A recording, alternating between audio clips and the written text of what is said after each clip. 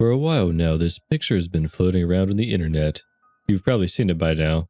The photo is a simple black and white, grainy still of a young girl in the woods. The girl has a dark shadow over her face and is posing in a strange standing position. There has been some debate as to whether she is running, jumping, or simply posing for the camera. The story surrounding the photo has only added to the intrigue. Apparently, this photo was discovered on a trail cam in Cambridge, New York. If you don't know, trail cams are specialized equipment used by hunters, researchers, and farmers to track game and other wild animals. These cameras are made to snap a picture when a motion sensor picks up movement in the lens's view. The landowners had set up this trail cam for hunting purposes. There are people on the internet who have latched onto the idea that this picture is of a long-dead girl, that this picture is of a ghastly presence. Others yet wonder if this is just a girl and why she might be alone in the woods. Police have gotten involved to find the identity of this child. This afternoon, I saw the picture while screwing around on Facebook during my lunch break at work. When I saw it, I froze. I knew who was in the picture. It was a face I hadn't seen in years. I left work early. I had to call my mom and get the facts straight, but I'm getting ahead of myself. I'm on my fourth shot of Malibu as I type this out. The booze helps. After all, what else can I do but tell a bunch of scary story junkies what I have to say? Nobody would ever believe me anyways. Nobody I told believed me.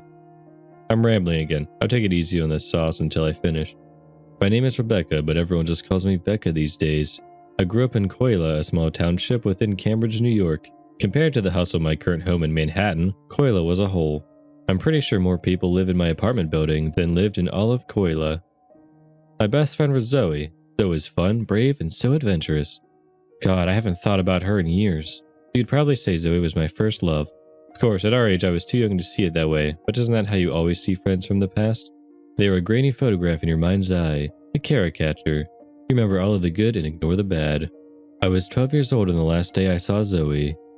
Every small town has rumors. Coila was no different. In the late 1980s, the rumor mill was spinning stories about a satanic cult. If you ever heard a cult story, I'm guessing you have, and these stories were nothing too shocking. Rituals in the woods, animal sacrifices, evil chants overheard in the trees. These were the stories spread from child to child and, unbeknownst to me at the time, adults as well. Supposedly, a cult had taken residence in a house in the woods around Cambridge and Coila, and were privy to these and more depravities. The word on the playground in elementary school was exaggerated to the nth degree. According to my old friend Ricky Davis, these cultists would take children and molest them. I had no idea what he meant, but it sounded bad. After they were done, they would kill you and use your blood to make cranberry juice, the worst juice of all according to Ricky. I know this sounds silly, but you have to understand this is what we thought about these supposed cultists at the time. We were kids in the 80s in a small town. We had no internet.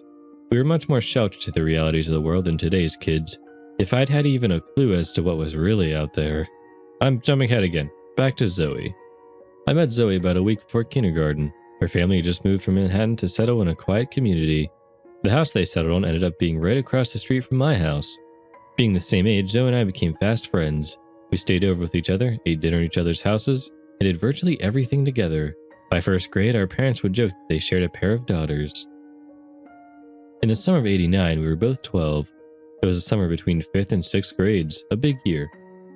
We were headed to middle school. This year would be all about lockers and class schedules and puberty. Zoe and I were so close by this point though that we weren't too scared. Transition meant change, but we had each other. We were taking 4 out of our 7 classes together and were excited to see what was in store. The week before school started back up, we were more worried about how to make the best of our last week of freedom than we were about school. Of course, at this time, the cult stories were as big as ever. On the Friday before school was scheduled to start, I woke lying next to Zoe in her bed. She was still fast asleep. I remember watching her sleep and thinking about how pretty she was. There was a time when I had wished Zoe were a boy. Part of me wanted to kiss her, and it would have been so much easier if she had just been a boy. Zoe was my best friend. Looking back, I guess it's only natural I felt that way. It was a very confusing time in my life. As I lay there, a clatter came from downstairs. Zoe had a big family, 2 brothers, 2 sisters, and a dog. All that in addition to mom and dad, and there was seldom much quiet time in Zoe's house after 7 a.m. Zoe slowly opened her eyes and looked at me. The morning sunlight from her bedroom window swam through her dark hair. "Creeper," Zoe yawned at me. I scoffed at her. "I was just trying to wake your lazy butt up with the power of my eyes. Did it work?" She said, rubbing the sleep from her eyes. "Something like that." Hey, I said nervously. About what we talked about yesterday. We don't have to. Like, nobody will care. And let that little dork Ricky get one over on us? No way, we're doing it. We got up and went downstairs to enjoy a breakfast of champions, frosted flakes, and get our day started. We already had our day planned. Previous day, we ran into Ricky Davis near the school. Now a few years older than his cranberry juice hating self, Ricky had evolved into something of a class clown. He and his core friends would always prank and dare people to do stupid things. He wasn't a bad guy, just a little obnoxious. But we were strolling home from the nearby corner store with quite the candy haul. Ricky saw us while riding his bike and made a beeline for us. Hey, did you guys hear? He asked us, slightly out of breath from his stressful pedaling. We found the house. Confused, Zoe asked, What house? The cold house, Ricky exclaimed. No way, you're full of it, I said. I did, really. Yesterday morning, my dad and I were out hunting and we saw this old house out there. It was really huge, but looked like it was falling apart. My dad said he saw footprints leading to the house and we should leave it alone, but it was totally the cold house. He shouted this last part.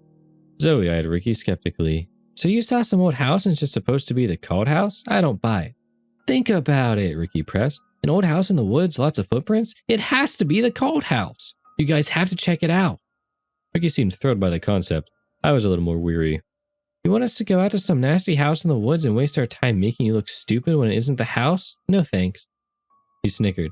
You girls are scared, just say so. And with that comment, I knew we were going.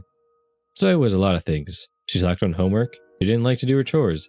She'd even been known to get mouthy with the teachers from time to time, but nobody called Zoe chicken. Zoe never stepped down from a challenge. Look, Zoe said, almost angry. If you want us to look at your stupid house and prove you wrong, then we'll do it. We'll do it tomorrow. We aren't scared. Zoe puffed her chest slightly. I, on the other hand, was less enthused. I thought we were going to the mall with your sisters tomorrow. Oh, come on, Becca. We could get ice cream and pretzels anytime. Besides, this Moore needs to be taught not to believe everything he thinks he sees. Zoe never bought into the whole cult story. Her dad was a history professor at a nearby college. His personal motto in life was, question everything, something which had definitely rubbed off on her. When she heard the cult stories, her dad had told her that many small towns make up stories about things that go bump in the night, but these stories are seldom anything of merit. Zoe saw the stories as nothing more than pure baloney. I was less rational about the cult stories. Looking back, I think if you had asked me directly, I would have said I didn't believe the stories, but they still freaked me out. I was comfortable not knowing. While I did want to hang out with Zoe, I didn't want to go into those woods looking for a cultic site. But, I started. Ricky interrupted me. Hey, if Becca is too scared, I can go out there with you. This got to me. Ricky was one of the few black boys at our school. It was because of this that a lot of girls liked him. I always heard girls giggle about their crushes on Ricky. Years later, Ricky would go on to be the captain of the high school baseball team and would go through girls about as quickly as he went through baseballs. He was that guy. I didn't realize why at the time, but I was not okay with Zoe being alone with Ricky in the woods. I'm not scared. Zoe and I are going to go out there and you're going to feel like an idiot once this gets out. And then it was settled. That night I stayed at Zoe's. We were up late into the night looking at the map Ricky had eventually drawn us and planning what we would need to bring with us into the woods. Mostly a few basic survival items and junk food. It was an unusually cool morning for mid-August, so we muddled up accordingly. The local weatherman forecasted cloudy skies and cool temperatures for the weekend, much to the chagrin of Zoe's parents. After finishing our breakfast, we headed out to the school, just up the road from our houses. According to Ricky's map, the woods behind the school would be the best place to start. At the school, we stopped under the moonlight to be sure we had everything we needed. The moonlight was another local curiosity. Next to the school in the parking lot was a huge light post that had been installed years ago. Due to electrical malfunctions that I really didn't understand, it glowed brighter than the surrounding lights. Due to its near blinding intensity, it had been dubbed the Moonlight by the locals. As we walked from the moonlight through the open field separating the brownstone school building from the tree line, I felt uneasy. Coila is a small place, as I've mentioned. Just normal for people to be out walking dogs, gardening, mowing, etc. There was none of that. Nobody was around. No kids on the playground. No teachers going back and forth from their cars or preparing classrooms. Nothing. I suddenly felt alone. I quickened my pace to make sure I was side by side with Zoe. She made me feel safe. The woods in Coila are much the same as the woods in your own hometowns. Lots of fallen trees, worn paths from decades of playing kids, beer and liquor bottles, and condom wrappers left over from nights of teenage debauchery. Typical. From the map and Ricky's testimonial, we estimated it would take about an hour and a half to get to the house, if it really was there. While I was by no means an expert, I had been hunting with my dad and uncle a couple times. In my 11-year-old mind, I was pretty sure I knew the woods well enough to get us there. While walking through the woods towards the house, we talked about what you'd expect a couple of preteen girls to talk about. What movies did we want to see? Which girls did we hope wouldn't be in our classes? How would we rub it in Ricky's face when we proved him wrong? Eventually, our minds started to turn towards the cult stories. Did you hear the rumor that Principal Van Dressen is in the cult? I asked Zoe. Zoe laughed.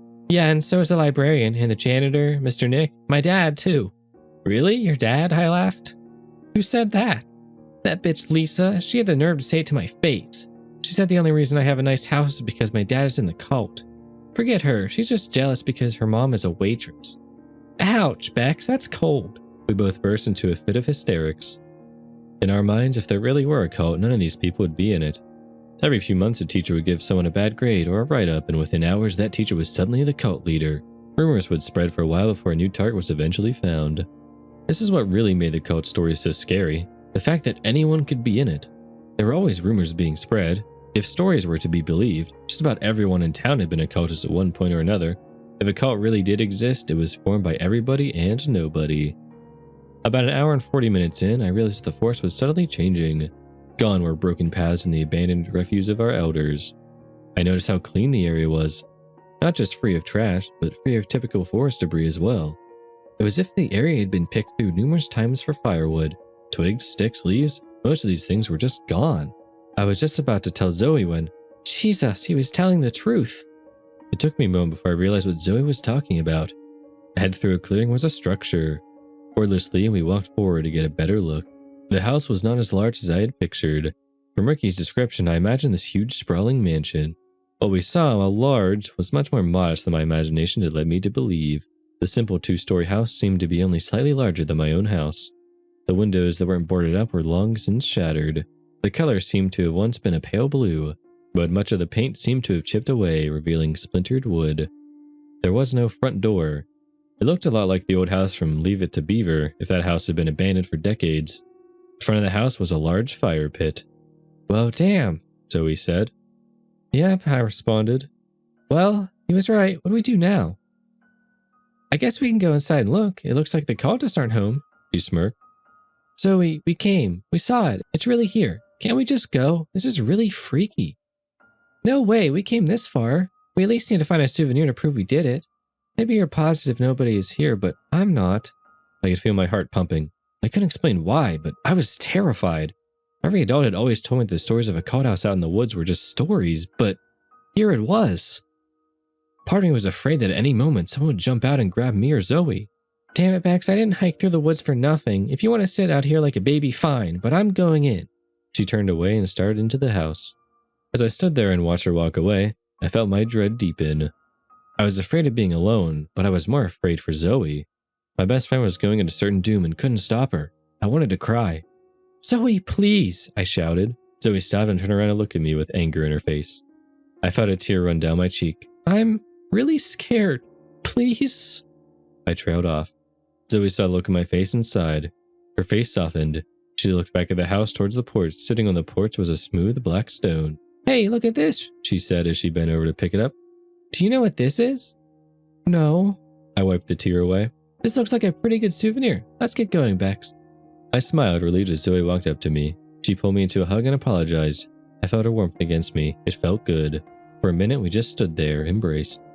Hey! We quickly let go of each other and turned our heads towards the sound. Faster than I thought possible, Zoe's hand had darted down and found my own. She squeezed hard. Just ahead of the house, we heard a heavy trudging through the brush. Through the thin tree line in front of the house stepped a man. He was a large, burly man with large arms. His tattered New York Mets cap hid dark hair. He wore faded, muddy jeans, a red flannel shirt, and a scraggly beard. In his left hand, balanced on his shoulder, was an axe. I felt the color drain from my face. The cultists! They were here! That axe was the last thing I would ever see. I couldn't take my eyes off it. I felt my hand tense in Zoe's. Her pounding heartbeat echoed into my palm. The woodcutter met our gaze and quickly tossed the axe into the dirt. Oh, no, girls, the man said with his palms flat out. It's okay, I won't hurt you. I was just clearing some brush out here, collecting wood, that's all. Really, it's okay. Zoe's grip loosened slightly. Then she sighed and let go. Oh, it's okay. You just scared us. What are you doing out here? The man laughed. What am I doing here? I own the place. I'm fixing up so I can rent out to campers. What are you doing here? We awkwardly explained why we had come out this far, telling the man about Ricky and the cult house. The man listened patiently, chuckling whenever the cult came up. Well, little ladies, I can assure you that this is not a cult house. I am a godly man, the man said after listening to our story. Look, I said, we're sorry, mister. We didn't mean any harm. We just wanted to see for ourselves. We should probably get going before our parents worry. In my head, I cursed Ricky. He probably met this guy too and sent us out here to mess with us. The man smiled. You two seem like good girls. Why don't I give you a ride home? It's only a 15-minute drive to town. No, I said. That's okay. We know the way. I'm sure you do. Just tell me one thing, the man said. Are you both virgins? What? Zoe asked, shocked. Virgins, the man repeated with a little smile on his face. Have you fucked anyone? I turned away from the man and faced Zoe, who looked appalled. Before I could respond, I felt a sharp pain on the back of my head before the world faded to black.